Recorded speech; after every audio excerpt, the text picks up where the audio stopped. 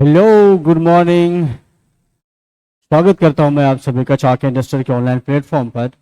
जैसा कि आप इससे पहले वाले लेक्चर में रिफ्लेक्शन ऑफ लाइट के बारे में पढ़ चुके। मैंने बताया था रिफ्लेक्शन ऑफ लाइट में क्या क्या चीज़ें होती है, और मैंने बोला भी था कि आगे हम आपके लिए लेकर आएंगे रिफ्लेक्शन ऑफ लाइट, जो आपके बोर्ड पर्सपेक्टिव से बहुत ही बढ़िया होने वाला, बहुत ही बेहतर होने वाला है। अगर आपने रिफ्लेक्शन ऑफ लाइट पढ़ा तो कम से कम आपके 5 से 7 मार्क्स जो है ना रिफ्लेक्शन ऑफ लाइट से आते हैं। टोटल अगर लाइट सेक्शन की बात करें तो लाइट सेक्शन में आपके टोटल 8 से 9 मार्क्स के आते हैं। उसके बाद ह्यूमन आई से 3-4 मार्क्स के आते हैं। टोटल 12 मार्क्स आपके लाइट और ह्यूमन आई से आ जाते हैं। तो आज हम स्टार्ट करने वाले हैं रिफ्लेक्शन ऑफ लाइट, ठीक है। और आज पूरा चैप्टर कंप्लीट करेंगे और जो इंपॉर्टेंट पॉइंट्स होगा उसको मैं अच्छे से डिस्कस करूंगा, ठीक है। तो बने रहे हमारे साथ, ठीक। चलो शुरू करते हैं। रिफ्लेक्शन ऑफ लाइट आखिर होता क्या है? रिफ्लेक्शन ऑफ लाइट ये जानना जरूरी है। रिफ्लेक्शन ऑफ लाइट क्या होता है, इसकी क्या क्या खास बात होती है, ये जानना जरूरी है। देखो, सबसे पहले अगर डेफिनेशन की बात करते हैं, डेफिनेशन कहता है bending of light when it goes from one medium to another medium is known as reflection of light. अगर आपने भी पढ़ा होगा रिफ्लेक्शन को, ढंग से पढ़ा होगा, तो आपने देखा होगा कि भाई ये जो बेंडिंग ऑफ लाइट है ना, ये क्या कहलाता है? रिफ्लेक्शन कहलाता है, ठीक। तो देखो यहाँ पर कुछ फोटोज हैं जो आपको दिखा रहा है कि रिफ्लेक्शन ऑफ लाइट किस तरह से होता है। और इसकी जो खास बात यह है कि रिफ्लेक्शन जब होता है ना भाई, तो कुछ ना कुछ हमें इफेक्ट देखने को मिलता है। जिसे रिफ्लेक्शन ऑफ लाइट में हमने पढ़ा था, वहां हमने कुछ इफेक्ट देखे थे, जहां पर क्या हो रहा था, लाइट जो है सेम मीडियम में वापस चली आती थी, ठीक है। तो वैसा ही यहाँ पर क्या हो रहा है, यहाँ पर सेम मीडियम तो नहीं जाता है, ये अनदर मीडियम में लाइट एंटर कर जाती है, जिससे क्या होती है, बेंडिंग होती है। और बेंडिंग से कुछ कुछ इफेक्ट हमें देखने को मिलता है। जैसे कि आपने ये टूटी हुई पेंसिल हमेशा देखा होगा। ये लगेगा कि भाई ये क्या है, टूटी हुई पेंसिल है, लेकिन ये टूटी हुई पेंसिल नहीं होती है। ये किसके कारण से होता है भाई? रिफ्रैक्शन के कारण से। ये किसके कारण से होता है भाई? रिफ्रैक्शन के कारण से होता है। ये टूटी हुई पेंसिल या मुड़ी हुई पेंसिल हमें नजर आती है। ये किसके कारण से है? रिफ्रैक्शन के कारण से, ठीक है। रिफ्रैक्शन के कारण से ये टूटी हुई पेंसिल हमें नजर आती है। और जैसे ये चाचा जी को देखो, चाचा जी एक क्या है, बाथ टब में है जो ग्लास का बना हुआ है, और उन्होंने हाथ में लिखा है फिजिक्स इज फन, ठीक है। उन्होंने देखो यहाँ पर ये बाथ टब में जब घुसा, तब यहाँ पर देख सकते हो कि इनका जो ये पूरा बॉडी का पार्ट है, गर्दन तक का जो पार्ट है बॉडी का, वो क्या है, पानी के अंदर है, और बाहर वाला पार्ट इसका क्या है, ये पानी के बाहर है।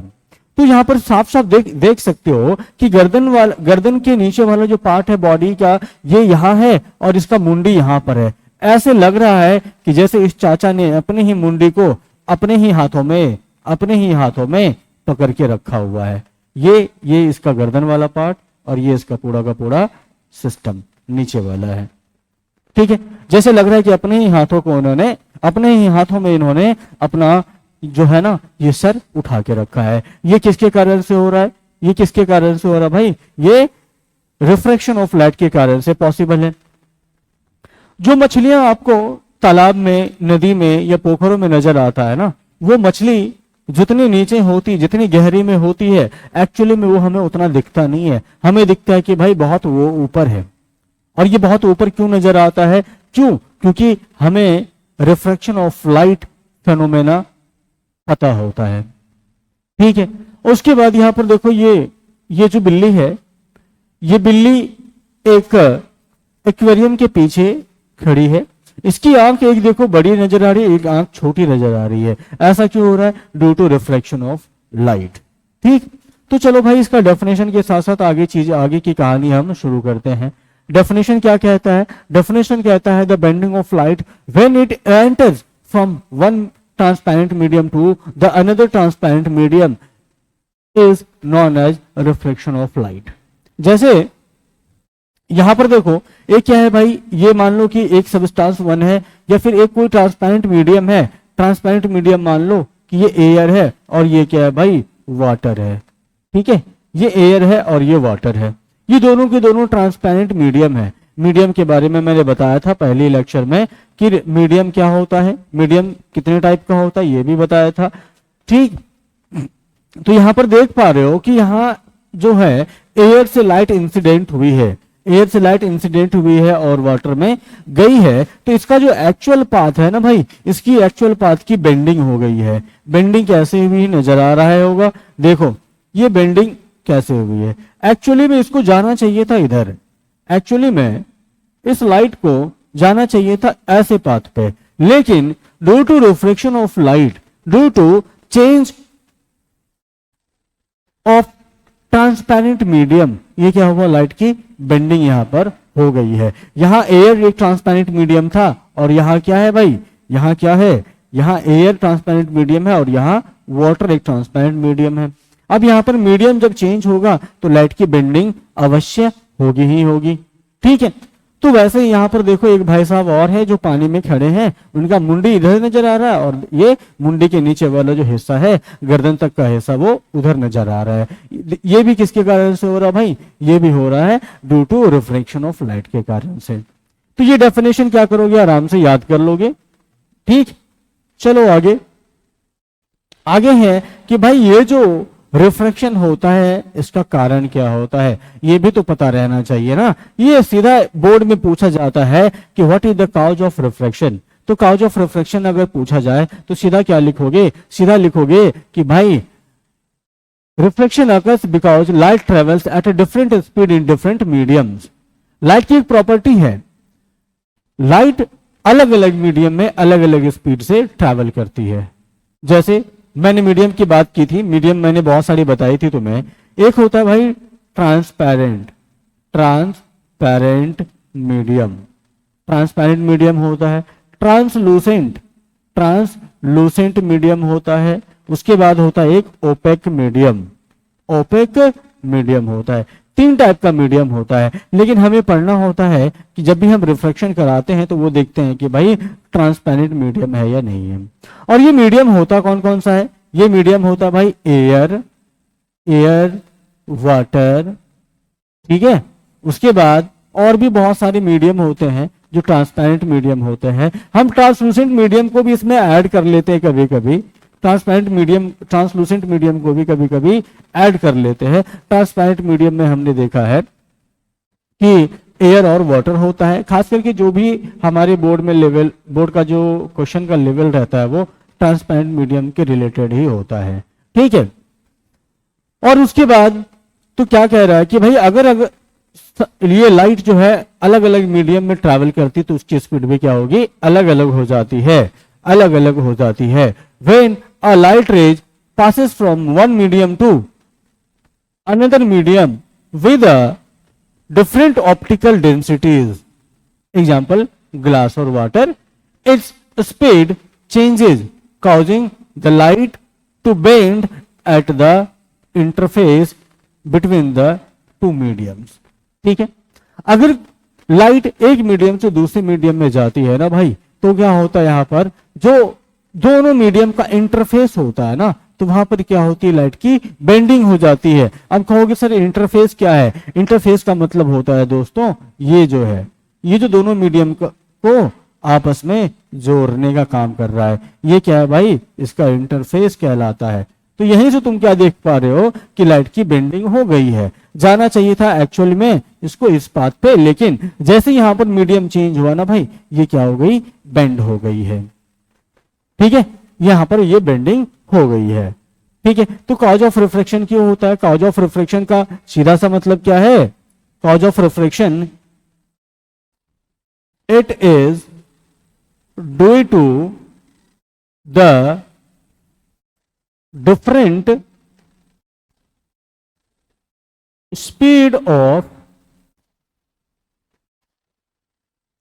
of light rays, light in different medium,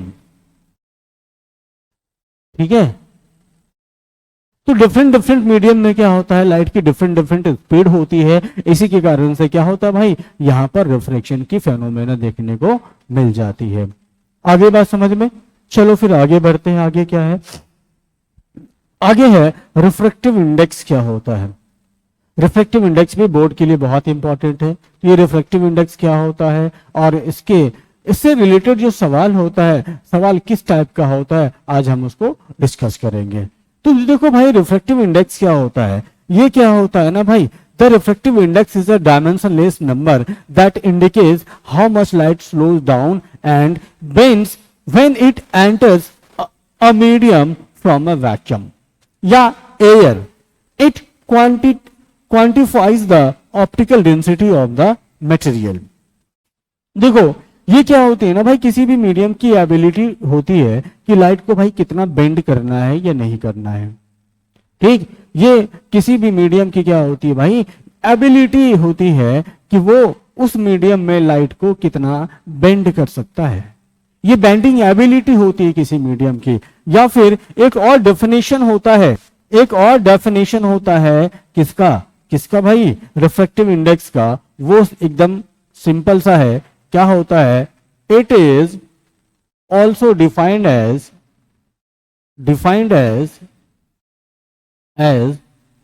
the ratio of speed of light to the speed of light in vacuum or air to the speed of light in any medium। ठीक है, ये होता भाई रिफ्लेक्टिव इंडेक्स का definition. अब according to definition होता क्या है, अकॉर्डिंग टू डेफिनेशन भाई होता क्या है, ये भी तो जान लो, ये भी तो जान लो अकॉर्डिंग टू डेफिनेशन क्या होता है। चलो, अकॉर्डिंग टू डेफिनेशन क्या होता है, रिफ्लेक्टिव इंडेक्स को हम लिख सकते हैं R I equal to speed of light in air divided by speed of light in any medium। ठीक है, तो ये होता है भाई इसका फॉर्मूला, और इसी पे सवाल बनते हैं, इसी पे क्या होता है, सवाल बनता है। अब देखो ये फोटो क्या कह रहा है, ये फोटो क्या कह रहा है कि एक क्या है, एक किसी पोखर में एक पिलर गाड़ा हुआ था। तो पिलर में तुम साफ साफ देख पा रहे हो कि ये पिलर क्या है, तुम्हें यहां पर बेंड नजर आ रहा है और यहां भी बेंड नजर आ रहा है। एक्चुअली में पिलर है कैसा, पिलर ऐसा सीधा गया था, लेकिन ये इसके रिफ्लेक्शन को दिखा रहा है, ये इसके रिफ्लेक्शन को दिखा रहा है, और ये जो बेंडिंग हुआ है ना, जो अंदर से निकला हुआ पार्ट नजर आ रहा है ना भाई, ये क्या है, रिफ्रैक्शन के कारण से नजर आ रहा है बेंडिंग। ये तो तुमको साफ साफ नजर आ रहा है क्या है, ये रिफ्रैक्शन है, और ये रिफ्लेक्शन है, और ये क्या है भाई, इसका रिफ्रैक्शन है। तो चलो आगे क्या है, इसको थोड़ा और मैं आगे ले जाता हूं। ठीक है, इसको थोड़ा और आगे बढ़ाता हूं।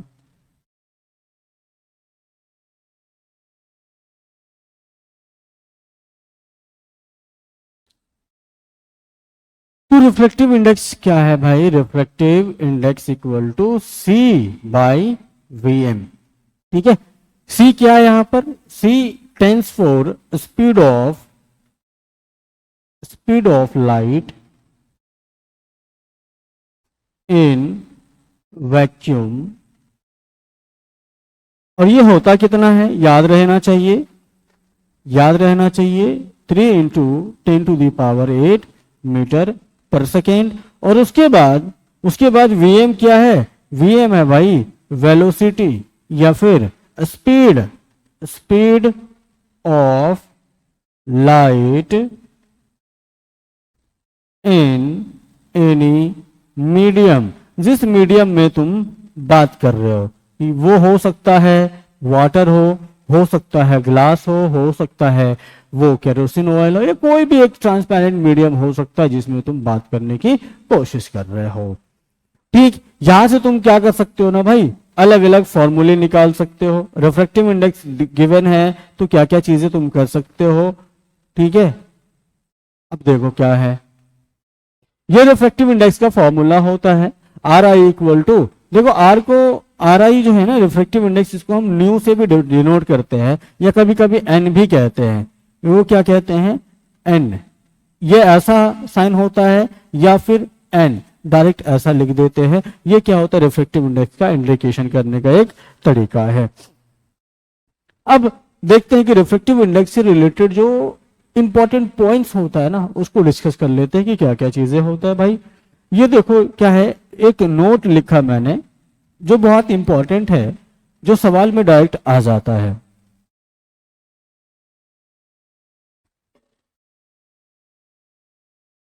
क्या है नोट, क्या कहता है, the refractive index of any medium other than a vacuum is always greater than 1। बहुत इंपॉर्टेंट पॉइंट है, बहुत ही इंपॉर्टेंट पॉइंट है, इसको ध्यान रखोगे। बहुत इंपॉर्टेंट क्यों है अभी बताता हूं, ठीक है, अभी बताता हूं। देखो ये कह रहा है कि the refractive index of any medium other than vacuum, मतलब वैक्यूम के अलावा, वैक्यूम के अलावा जितने भी मीडियम है ना भाई, जितने भी मीडियम वैक्यूम के अलावा और एयर के अलावा, एयर और वैक्यूम के अलावा जितने भी मीडियम है, ट्रांसपेरेंट मीडियम है, उसके जो रिफ्रैक्टिव इंडेक्स होते हैं ना, वो हमेशा एक से ज्यादा होता है। एक से ज्यादा कैसे होता है, देखो वैक्यूम का अगर रिफ्रैक्टिव इंडेक्स की बात करोगे ना भाई, क्या होता है, 1 के बराबर होता है बाय द डेफिनेशन। ठीक, और एयर की बात करो, एयर की बात करो तो कितना होता है भाई, 1.0003 होता है। और वाटर की अगर बात करते हो तो वाटर का कितना होता है भाई, 1.33 होता है। बढ़ गया, 1 से ज्यादा हो गया। एयर की बात करो तो एयर भी तो 1 से ज्यादा ही है ना। ठीक, उसके बाद ग्लास की बात करो तो ग्लास का कितना होता है भाई, 1.5 से 1.9 तक वेरी करता है, डिपेंड करता है कि कौन किस टाइप का ग्लास है। तो यहां पर देखने से क्या दिख रहा है। और अगर डायमंड की बात करो ना, अगर डायमंड की बात करते हो, डायमंड का अगर रिफ्रैक्टिव इंडेक्स देखोगे ना भाई, वो होता है 2.42। ठीक है, ये भी देखो 1 से ज्यादा है, ये भी 1 से ज्यादा है। तो जितने भी ट्रांसपेरेंट मीडियम है ना, जो जिसका रिफ्रैक्टिव इंडेक्स हमेशा 1 से ज्यादा होगा। सिर्फ और सिर्फ वैक्यूम का क्या होता है, 1 होता है। इसके अलावा जितना भी ट्रांसपेरेंट मीडियम है ना भाई, सबका क्या होता है, 1 से ज्यादा होता है। यहां तक कि एयर का भी 1 से थोड़ा बहुत ज्यादा होता है। कितना होता है, 1.0003। ठीक है, आगे बात समझ में। अब आगे डिपेंडेंट ऑन वेवलेंथ, वेवलेंथ से इसका डिपेंडेंसी क्या है वो देख लेते हैं।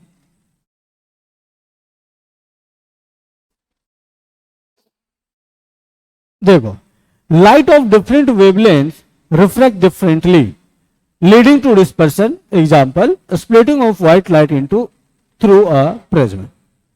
अब देखो ये जो रिफ्रैक्शन है ना भाई, अभी मैं बताऊंगा तुम्हें स्नेल्स लॉ, वहां भी हम पढ़ेंगे ना, वहां भी दिखेगा कि अलग अलग जो कलर की लाइट होती है, अलग अलग जो वेवलेंथ की लाइट होती है ना, उसका रिफ्लेक्शन भी अलग अलग होता है। वो बात करेंगे, ठीक है, आगे बात करने वाला हूं मैं। क्या कह रहा है कि light of different wavelength reflect differently, wavelength directly proportional to क्या होता है, कलर के। ठीक है, कलर कैसा है उसी हिसाब से उसका वेवलेंथ भी होता है। ठीक है, this is why the reflective index of a medium varies slightly for different colours of light. बोला था डिफरेंट, ये क्या है, colour is directly proportional to क्या है भाई, वेवलेंथ ऑफ द लाइट। ठीक है, जैसा वेवलेंथ होगा वैसा ये क्या होता है, कलर ऑफ द लाइट होता है। और अगर वेवलेंथ वेरी कर रहा है तो कलर ऑफ द लाइट भी क्या होगा भाई, वेरी करेगा। कलर ऑफ द लाइट भी क्या करेगा भाई, वेरी करेगा। आगे बात समझ में। तो जैसा तुमने देखा है, तुमने पढ़ा है एक चीज, reflection through glass slab. Reflection through glass slab में हमने देखा था,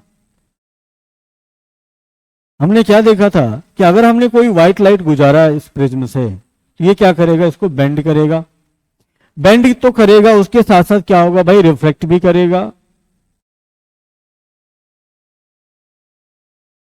रिफ्लेक्ट भी करता है। और इसमें तुमने देखा था कि जो सबसे ऊपर वाली लाइट होती है, सबसे ऊपर वाली जो लाइट होती है उसको हम क्या कहते हैं भाई, क्या कहते हैं इसको, रेड। ठीक। और सबसे नीचे वाली जो होती है ना भाई, वो क्या होती है भाई, वॉयलेट।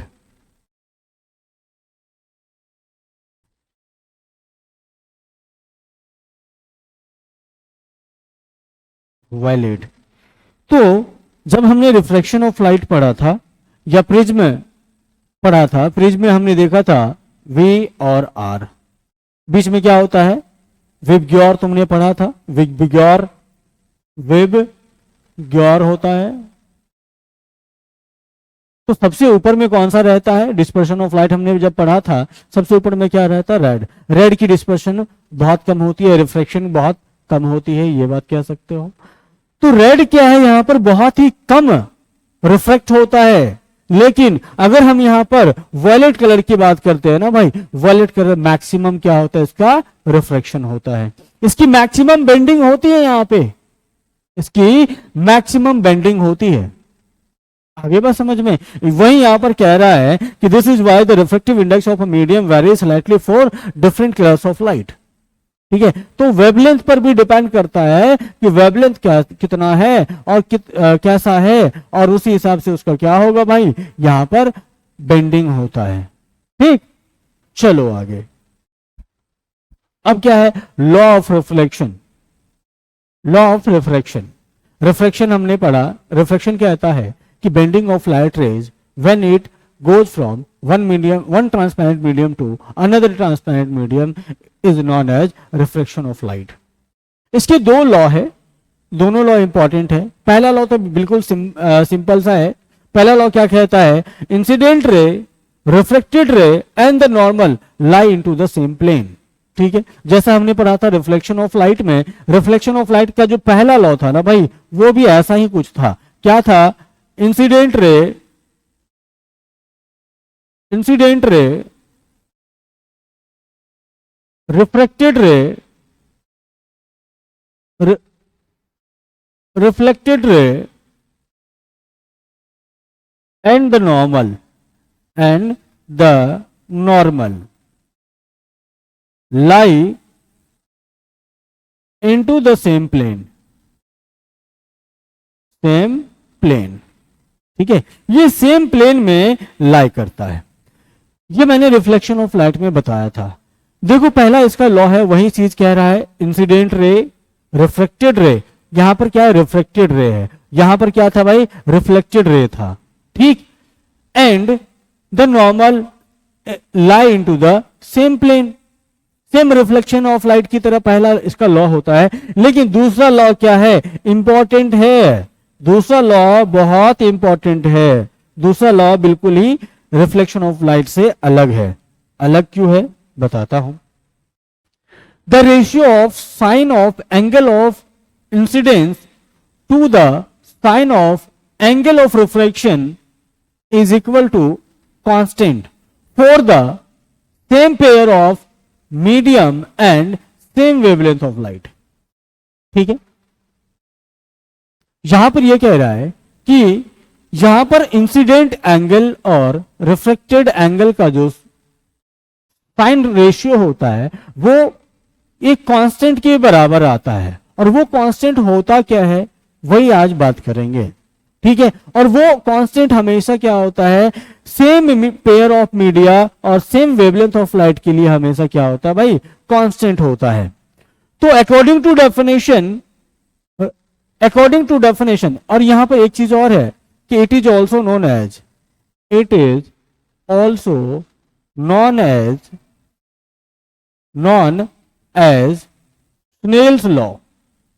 स्नेल्स लॉ, इसी को क्या कहते हैं भाई, स्नेल्स लॉ। जो सेकेंड लॉ ऑफ रिफ्रैक्शन है, इसी को हम क्या कहते हैं, स्नेल्स लॉ कहते हैं। और स्नेल्स लॉ यही कहता है कि ratio of sine of angle of incidence, sine of angle of incidence 2, the ratio of sine of angle of refraction is equal to constant. लेकिन कांस्टेंट किसके लिए होता है? लेकिन कांस्टेंट किसके लिए? किसके लिए कांस्टेंट? किसके लिए भाई? ये तो इंपॉर्टेंट है ना, किसके लिए कांस्टेंट? ये क्या है? आई, और ये क्या है? आर है। तो किसके लिए कांस्टेंट है ये इंपॉर्टेंट है। और ये इंपॉर्टेंट क्या है? देखो, ये होता है सेम पेयर ऑफ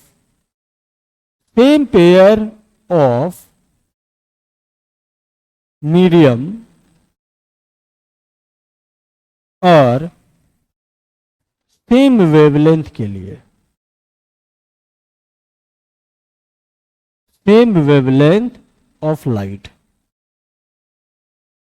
अगर हमने रिफ्रैक्शन कराना है और पेयर ऑफ मीडिया हमने सेम रखा, पेयर ऑफ मीडिया सेम रखने का मतलब है कि जैसे मान लो ये एयर है और ये वाटर है, ये दो अलग अलग मीडिया है, दो अलग अलग क्या है? मीडियम है। और दोनों मीडियम हमेशा मान लो सेम रहता है, और हम क्या करते हैं ना, अलग अलग इंसिडेंट एंगल पे रिफ्लेक्ट कराने की कोशिश करते हैं, तब ये क्या होगा? हमेशा कांस्टेंट आएगा। चाहे हम एंगल ऑफ इंसिडेंस ये रखें, ठीक है, रिफ्लेक्शन ऐसा होगा, एंगल ऑफ इंसिडेंस ये रखे, रिफ्लेक्शन ऐसा होगा, एंगल ऑफ इंसिडेंस ये रखे, रिफ्लेक्शन कुछ ऐसा होगा। तो इसका जो रेशियो है sine of angle of incidence to the sine of angle of reflection, इसका जो रेशियो है ना भाई, हमेशा क्या होगा भाई? कांस्टेंट आएगा। क्या होगा? कांस्टेंट आएगा।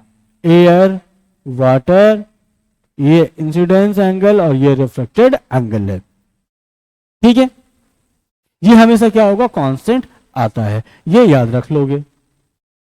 अब यहां पर क्या है? सेम वेवलेंथ ऑफ लाइट का मतलब क्या है? सेम वेवलेंथ ऑफ लाइट का मतलब यही है कि सेम कलर की अगर लाइट बार बार, हर बार तुम सेम पेयर ऑफ मीडिया में अगर अलग अलग इंसिडेंट एंगल पे इंसिडेंट कराते हो ना, तो जो angle, sine of angle of incidence और sine of angle of reflection का जो रेशियो आएगा हमेशा कांस्टेंट आएगा।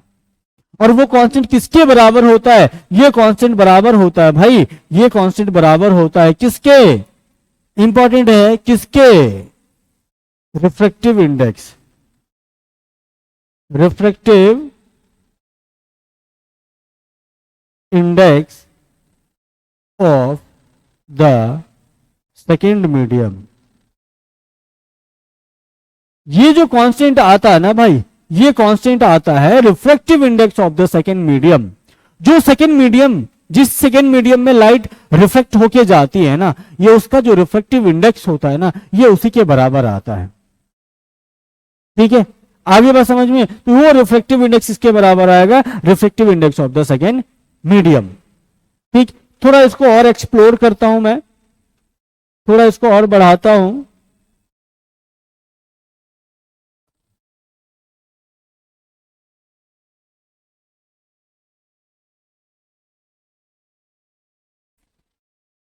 तो स्नेल्स लॉ, स्नेल्स लॉ क्या कह रहा था? क्या कह रहा है स्नेल्स लॉ? स्नेल्स लॉ कहता है sine I by sine R equal to constant, constant equal to, इसी कांस्टेंट को क्या कहते हैं भाई? Refractive index of the medium, और इसी को हम कहते हैं एन। इसी को हम क्या कहते हैं? एन कहते हैं, ठीक है, एन कहते हैं। अब देखो, अगर हमने मान लो कि दो अलग अलग मीडिया ले लिया, दो अलग अलग मीडियम लिया, पहली वाली मीडियम में हमने लाइट इंसिडेंट कराई, दूसरी वाली मीडियम में क्या हो गई? ये रिफ्लेक्ट हो गई, ठीक है। तो यहां पर देखो, हमने अलग अलग मीडियम लिया है। पहला मीडियम है, मीडियम क्या है? ये 1 है, मीडियम 1, और ये है मीडियम 2। इसका जो रिफ्लेक्टिव इंडेक्स है वो n1 है, इसका जो रिफ्लेक्टिव इंडेक्स है वो n2 है। दो अलग अलग हमने मीडियम लिया और दोनों का हमने रिफ्लेक्टिव इंडेक्स क्या किया है? अलग अलग रखा है, ठीक। दोनों का अलग अलग रिफ्लेक्टिव इंडेक्स रखा।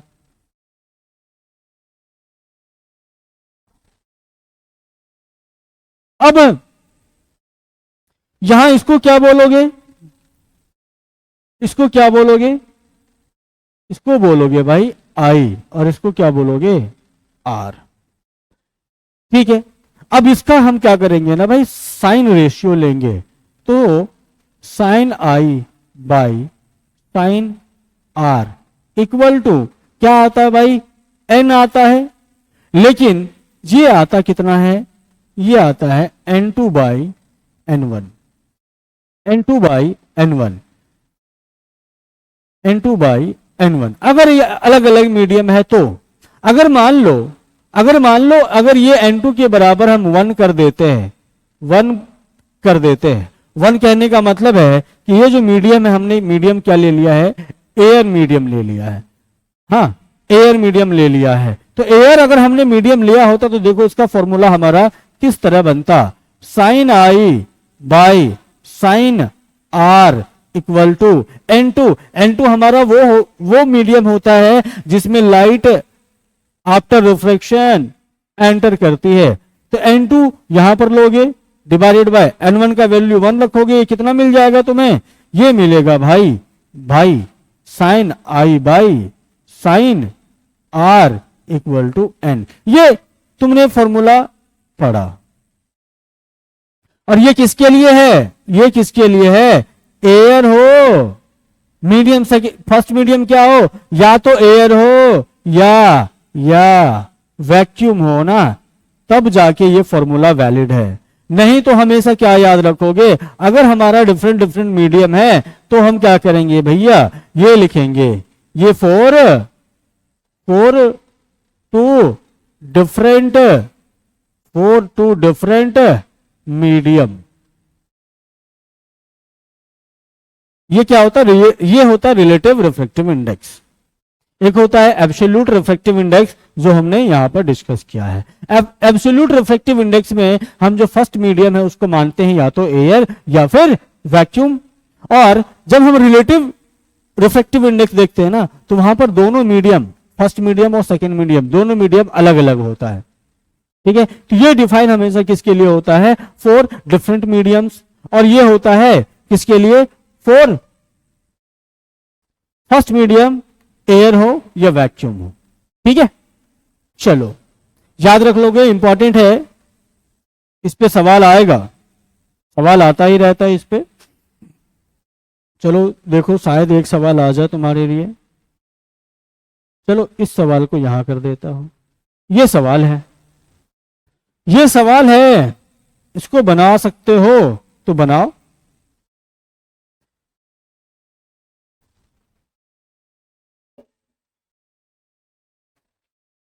ये सवाल है, और ये सवाल क्या कह रहा है, सवाल कह रहा है कि a ray of light enters from air into the liquid as shown in the figure, then find refractive index of the liquid and speed of light in the liquid.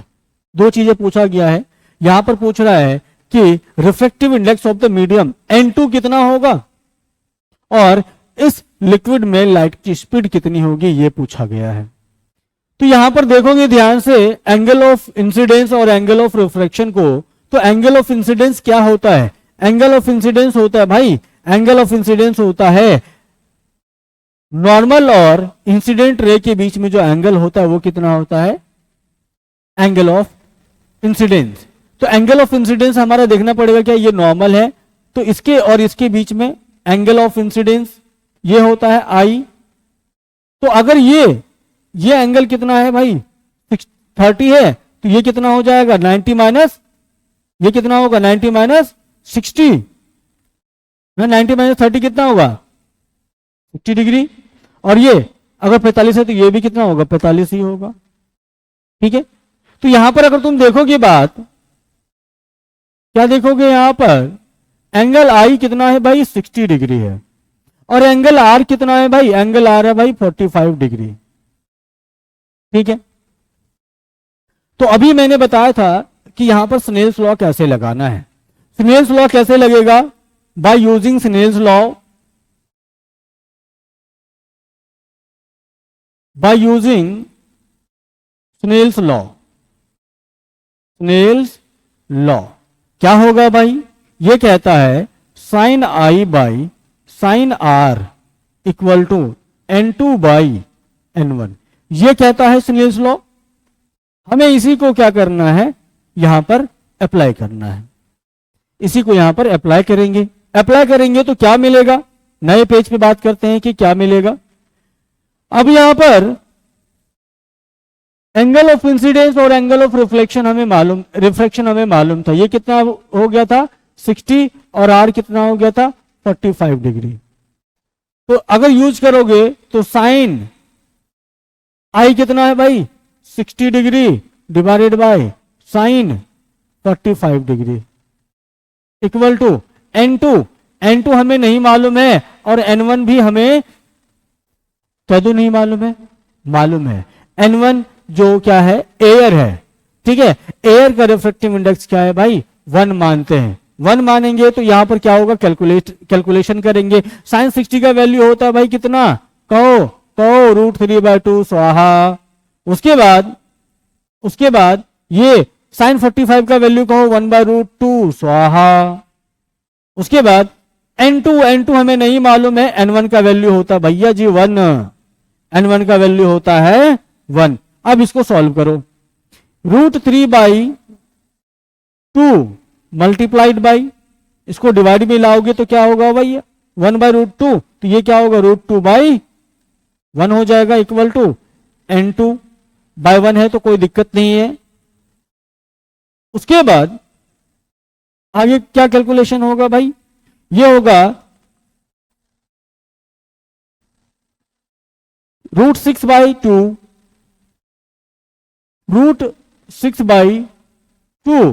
Equal to N2 imply that N2 equal to कितना हो गया भाई, ये हो गया √6/2।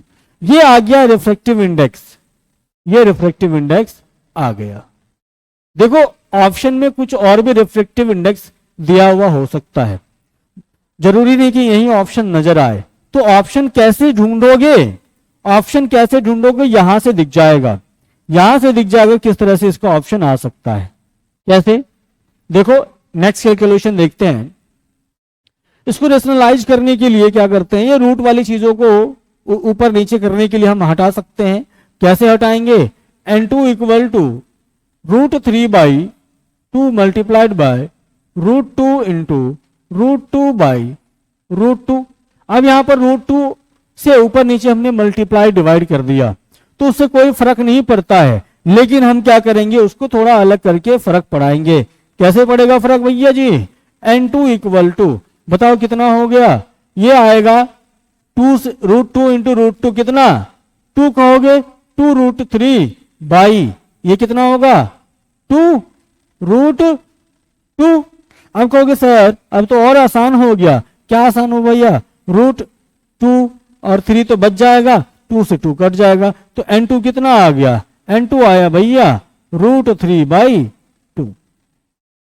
या फिर ये भी ऑप्शन रहेगा यहां पर √3/√2, ये ऑप्शन भी रह सकता है, कोई दिक्कत नहीं है। ठीक है, अब हमें निकालना है तीसरा पार्ट।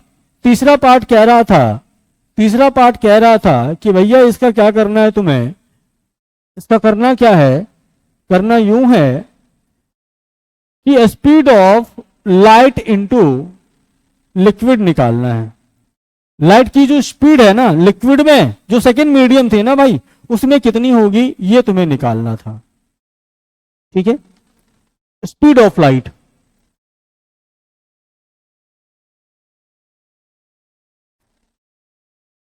लाइट इन लिक्विड कैसे निकालोगे। अभी मैंने रिफ्रैक्टिव इंडेक्स का फॉर्मूला बताया था, क्या होता है वो C/Vm ये होता है। तो Vm कितना है भाई, Vm कितना आया C/N आया, तो बस फॉर्मूला आ गया, इस पे पुट करो और आंसर निकालो।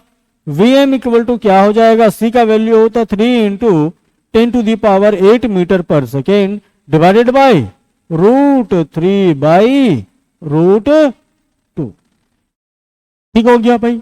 उसके बाद Vm इक्वल टू कितना आएगा 3 × 10⁸ मीटर पर सेकेंड मल्टीप्लाइड बाई, ये क्या होगा, देखो इसको डिवाइड करोगे कितना होगा, √3/2 करोगे, हाँ तो इसको क्या करोगे, गुना करोगे, गुना में लाओगे क्या होगा, √2/√3 हो जाएगा, होगा ना जी, हाँ होगा, तो क्या होगा ये √2/√3 इंप्लाई दैट। अब Vm यहां से आराम से तुम लोग कैलकुलेट कर लेना कितना होगा, ये आ जाएगा 3√2/√3 इंटू 10⁸ मीटर पर सेकेंड। ये आ गया इसका भैया जी आंसर, ये आ गया इसका आंसर, ठीक है, ये आ गया speed of light in liquid कितना होगा, ये यहां से आ गया।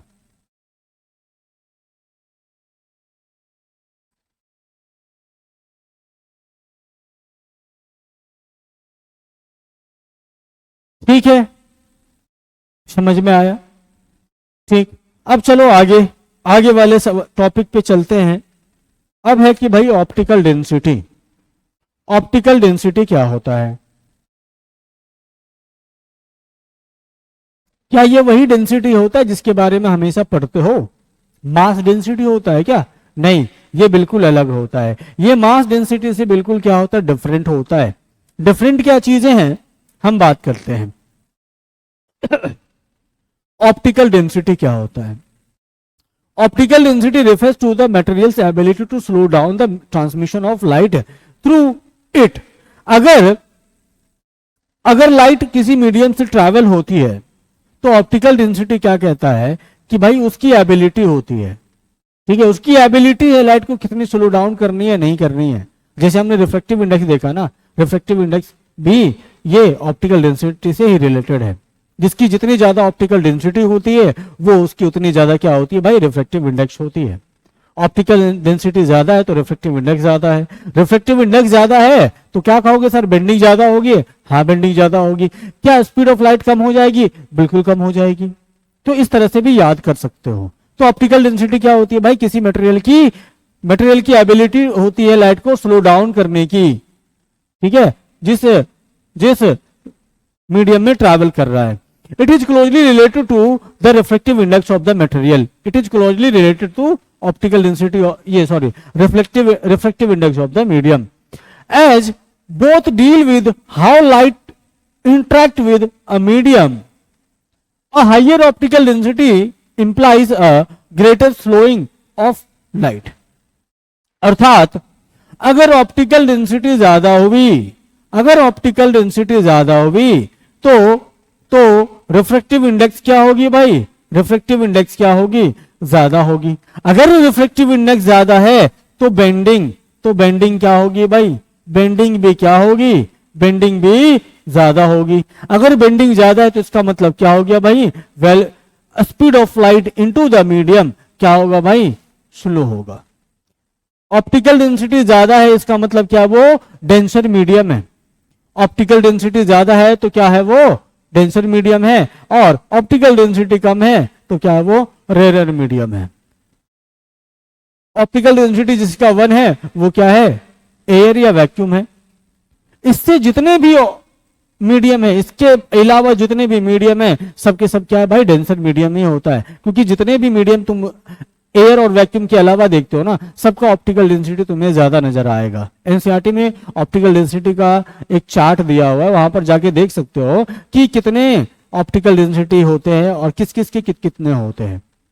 तो वहां से अंदाजा लग जाएगा कि एयर और वैक्यूम के अलावा जितने भी ऑब्जेक्ट है, या फिर ये यूं कहो कि मीडियम है, उस मीडियम का ऑप्टिकल डेंसिटी हमेशा 1 से ज्यादा होता है, ठीक है। ऑप्टिकल डेंसिटी 1 से ज्यादा, या यूं कहो कि रिफ्रैक्टिव इंडेक्स उसका क्या होगा, 1 से ज्यादा होता है, ठीक है।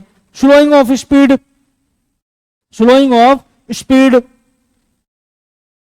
कैरेक्टरिस्टिक क्या है भाई, इसका क्या है, ये क्या करता है, लाइट की स्पीड को स्लो कर देता है। In optically denser medium, optically denser medium का मतलब क्या बताया अभी, रिफ्रैक्टिव इंडेक्स उसका क्या होगा, 1 से ज्यादा होगा। Light travels more slowly because it interacts more with the mediums particle. तो जिसका ऑप्टिकल डेंसिटी ज्यादा होता है उसमें मीडियम के पार्टिकल का जो इंटरेक्शन होता है लाइट पार्टिकल के साथ वो ज्यादा होता है, इसी वजह से उस मीडियम में लाइट की जो स्पीड होती है बहुत स्लो हो जाती है। Example, light travel slower in glass जिसका रिफ्लेक्टिव इंडेक्स कितना होता है भाई, 1.5 होता है, कंपेयर टू एयर जिसका रिफ्लेक्टिव इंडेक्स क्या होता है, 1.0003 होता है। रिलेशन टू रिफ्लेक्टिव इंडेक्स, इसका रिफ्लेक्टिव इंडेक्स से क्या रिलेशन है, क्या रिश्ता है, रिश्ता क्या है, materials with higher reflective index indicates that they are optically denser. जिसका रिफ्लेक्टिव इंडेक्स ज्यादा होता है या यूं कहो कि जिसका ऑप्टिकल डेंसिटी ज्यादा होता है, इसका मतलब वो क्या है, वो ऑप्टिकली डेंसर मीडियम कहलाता है। और ऑप्टिकली डेंसर मीडियम में लाइट की स्पीड जो है ना बहुत कम हो जाती है। फॉर एग्जाम्पल, डायमंड का ऑप्टिकल डेंसिटी होता है भैया 2.42 is optically denser then water, क्योंकि वाटर का ऑप्टिकल डेंसिटी कितना है या रिफ्लेक्टिव इंडेक्स कितना है, 1.33 ही होता है। ठीक है जी। Not directly related to mass density, ये मास डेंसिटी से ये इसका डायरेक्ट कोई रिश्ता नाता नहीं है। चलो आगे। अब है भाई refraction through glass slab. Refraction through glass slab क्या होता है, ग्लास क्या होता है, ग्लास स्लैब क्या होता है, इसकी बात कर लेते हैं पहले। देखो, हमने अपने जीवन में बहुत सारे ग्लासेस देखे, बहुत सारे ऐसे ट्रांसपेरेंट मीडियम देखे, उसमें से एक ये ग्लास भी आता है। जैसे हमारे इस चश्मे में क्या है, एक ग्लास लगा हुआ है, ठीक है ना। और इसी टाइप के बहुत सारे तुमने अपने जीवन में ग्लासेस देखे, किसी विंडो में लगे देखे, या फिर अपने कार में देखा होगा। घरों में बहुत सारे ऐसे ग्लासेस होते हैं जो क्या होता है, ट्रांसपेरेंट होता है, ठीक है। ट्रांसपेरेंट है तो भाई उससे लाइट भी क्या होगी, पास हो जाएगी। लाइट पास होगी तो उसकी कुछ ना कुछ फेनोमेना जो होती है रिफ्रैक्शन की, वो भी देखने को मिल जाएगी। तो उसकी जो फेनोमेना है, क्या क्या चीजें हैं, उसकी हम बात करेंगे। देखो भाई, एक ये क्या है, ग्लास स्लैब है। ग्लास स्लैब में हमने क्या किया, एक लाइट को इंसिडेंट कराई, तो देखो यहां पर किस तरह से क्या हुई, इसकी बेंडिंग हो गई, यहां फिर बेंडिंग हो गई। ये इस टाइप का क्या होता है, ग्लास स्लैब होता है जो क्यूबॉइडल शेप में होता है। क्यूबॉइड क्या हो सकता है, किसी भी शेप में हो सकता है, जरूरी नहीं क्यूबॉइडल शेप में ही हो हमेशा, ठीक है। लेकिन हम जो अभी पढ़ेंगे वो क्या होगा, एक क्यूबॉइडल शेप में होगा। ये क्या होता है भाई, क्यूबॉइडल शेप में होता है। हम क्या करेंगे, एक एंड से, एक साइड से क्या करेंगे, एक लेजर लाइट जलाएंगे, और लेजर लाइट इससे जब पास होगी तो लेजर लाइट के जो पाथ है ना, उसके पाथ को स्टडी करेंगे, ठीक। तो इसके पाथ को स्टडी करने के लिए हमें क्या करना पड़ेगा, पहले हमें बनाना होगा पहले इसके लिए एक रे डायग्राम। रे डायग्राम इस तरह से हम बनाएंगे, जहां इंसिडेंट होती है लाइट वहीं उसी पॉइंट को क्या कहते हैं, पॉइंट ऑफ इंसिडेंस कहते हैं। ये क्या बना दिया हमने, ये बना दिया भैया नॉर्मल। ये क्या बना दिया हमने, नॉर्मल बनाया।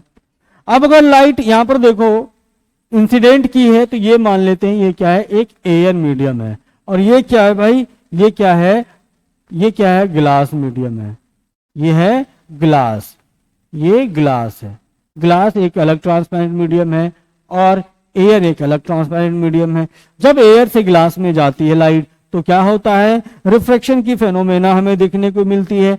रिफ्रैक्शन की फेनोमेना देखने को मिलेगी तो यहां से तुम कहोगे सर लाइट तो बेंड हो जाएगी। हाँ, बेंड क्यों होगी, क्योंकि तुम्हें पता है अभी एयर से यहां पर ग्लास में लाइट आई है तो यहां पर बेंडिंग की फेनोमेना दिखी। अब बेंडिंग हुई है, अब दोबारा क्या होगा, दोबारा क्या होगा, ये लाइट जो है वापस से ग्लास से एयर में जाएगी। तो यहां भी हमें क्या होगा, क्या दिखेगा भाई, यहां भी हमें दिखेगा बेंडिंग ऑफ लाइट। तो एक्चुअली में देखो इसके साथ होना क्या था और क्या हो गया, होना क्या था और क्या हुआ है, ये गौर से देखना। एक्चुअली में इस लाइट को आना चाहिए था इधर। एक्चुअली में इसकी जो पाथ है ना भाई, पाथ ऐसे था। एक्चुअली में इसका पाथ कुछ इस तरह का होना चाहिए था, जाना चाहिए था इसको इधर, लेकिन according to reflection of light हम क्या देख पा रहे हैं कि जब यहां पे लाइट एंटर की है ना, जब ये लाइट एंटर की है,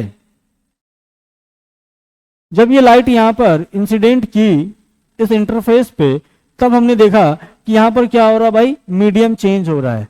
ये मीडियम एयर से ग्लास में एंटर किया है। ग्लास में जब एंटर किया है, एक चीज और ध्यान देना, जब लाइट रेयर मीडियम से डेंसर मीडियम में आती है ना, मैं लिख दूंगा, जब रेयर मीडियम से डेंसर मीडियम में आती है तो लाइट जो है नॉर्मल की तरफ बेंड कर जाती है, लाइट नॉर्मल की तरफ बेंड कर जाएगी, ठीक है। और जब जब डेंसर से रेयर की तरफ जाती है लाइट तो नॉर्मल से दूर जाती है, मैं इसको लिख दूंगा, ठीक। तो देखो यहां पर क्या क्या चीजें इंपॉर्टेंट ये है,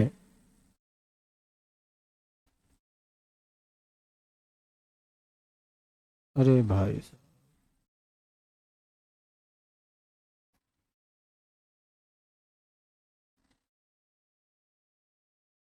ये, अब देखो जो चीजें हैं उसको लिखना जरूरी है।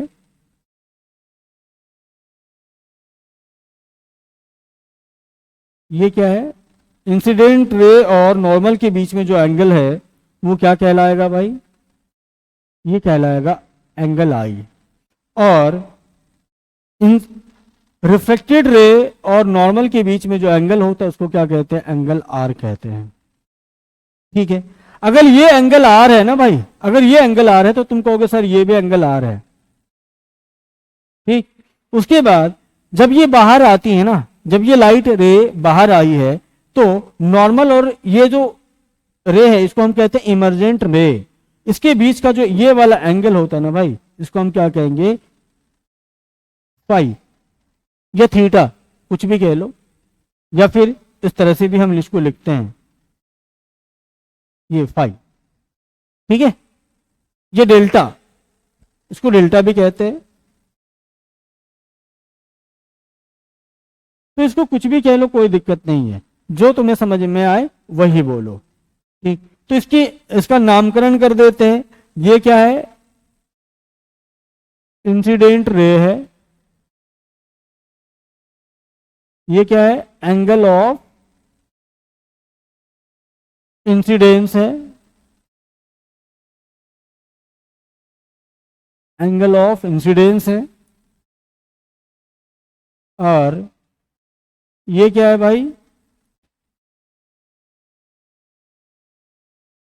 ये क्या है, एंगल ऑफ रिफ्रैक्शन। और ये क्या है, रिफ्रैक्टेड रे है,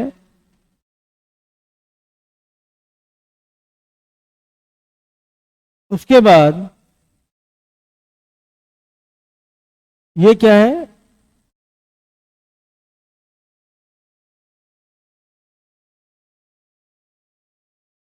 इमर्जेंट रे, और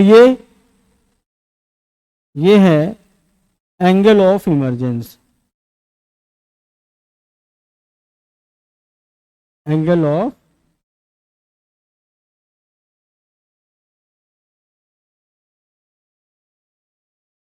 ऑफ इमरजेंस है, ठीक है। ये एंगल ऑफ इमरजेंस, तो हमें यहीं से इतना ही कुछ क्या होता है ना भाई, लिखना होता है, इतने में ही हमारा काम बोर्ड में हो जाता है। और ये क्या है, इसको कहते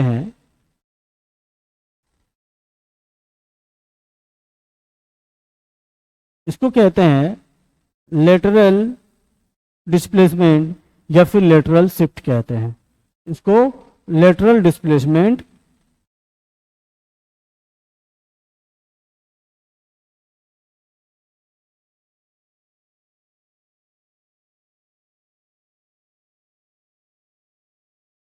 या फिर लेटरल शिफ्ट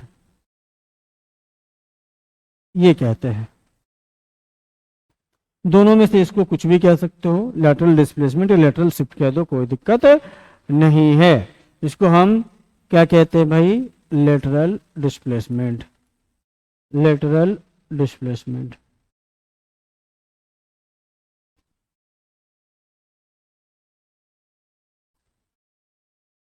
ठीक है, तो इतनी सारी चीजें हमें इसमें लिखना होता है। तो यहां पर आई देखो,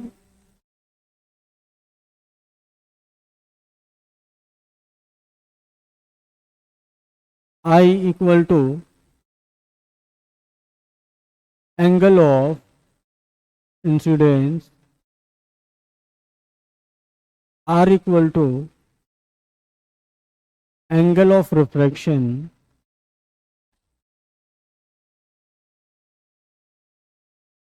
उसके बाद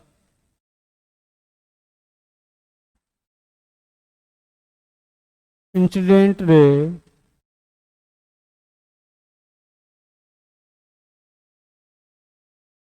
reflected ray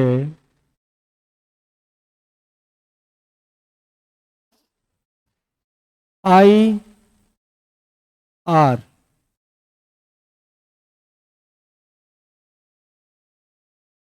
incident ray r r, reflected रे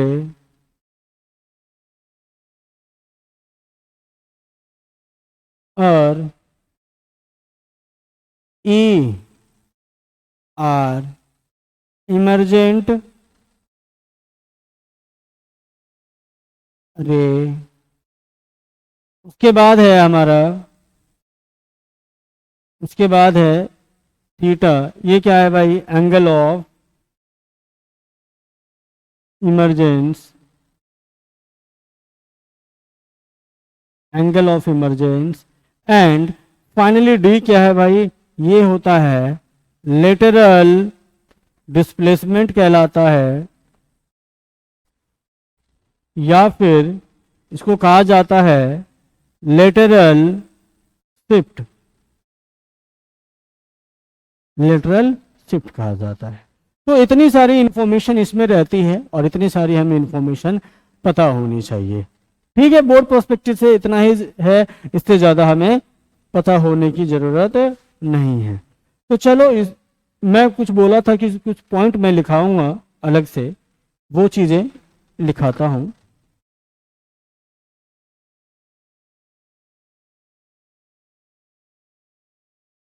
नोट, पहला नोट, पहला नोट क्या है? If light raise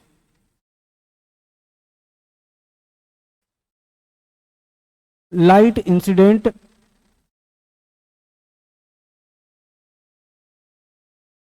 from light incident या गोज कर दो,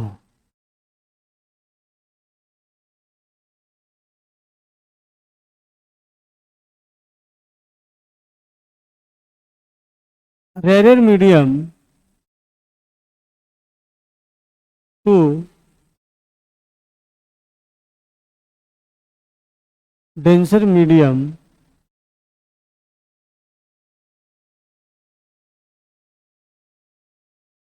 then after refraction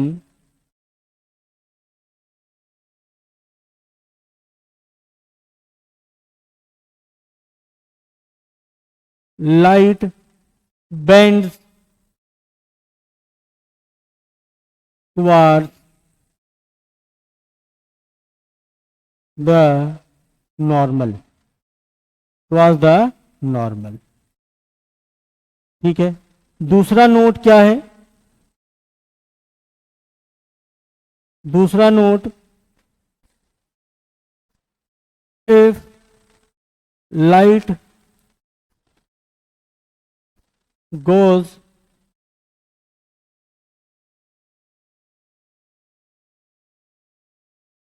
denser medium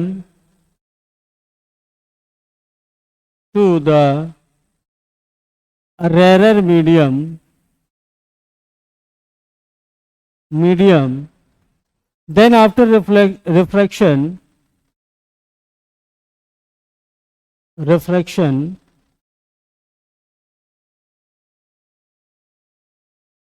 light bends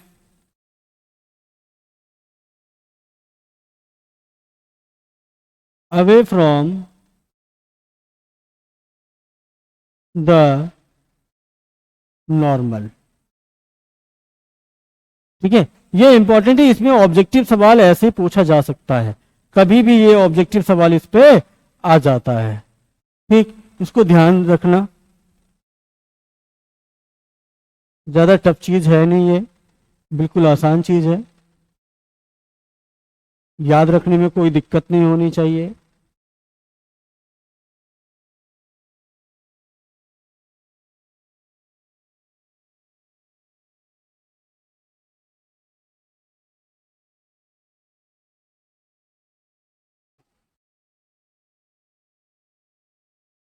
ठीक है, तो देखो मैं इसकी फिगर बना के बताता हूं किस तरह से होता है। देखो ध्यान से, हमने एक मीडियम बनाया, ये मीडियम है एयर और ये क्या है माई, ये वाटर है। ठीक है, अब एयर को हम क्या कहते हैं भाई, अगर एयर और वाटर है तो एयर को क्या कहोगे, यहां पर इसको क्या कहोगे भाई, रेयर है। ये क्या है, रेयर मीडियम है। और यहां पर इसको क्या कहोगे, इसको कहोगे भाई डेंसर, ये डेंसर मीडियम है। क्यों, क्योंकि इसका रिफ्रैक्टिव इंडेक्स कितना होता है, 1 के बराबर हम मानते हैं, 1 के बराबर मानते हैं, और इसका जो रिफ्रैक्टिव इंडेक्स होता है n इक्वल टू 1.33 होता है। इसीलिए क्या है भाई, ये रेयर और ये डेंसर है। तो अगर इसमें हमने लाइट को इंसिडेंट कराई ना भाई, इसको इसमें अगर लाइट को इंसिडेंट कराई तो नॉर्मल यहां पर डालोगे और ये बेंड करेगा नॉर्मल की तरफ। ठीक है, ये नॉर्मल की तरफ क्या होता है, बेंड कर जाता है। वैसे जाना किधर चाहिए था, जाना चाहिए था इसको इधर, लेकिन गया किधर है, ये इधर, नॉर्मल की तरफ क्या हुआ, बेंड हुआ। दूसरी ओर हम क्या बनाते हैं, दूसरी ओर हम देखते हैं, ये क्या है, मान लो ये वाटर है, मान लो ये वाटर है, या नहीं तो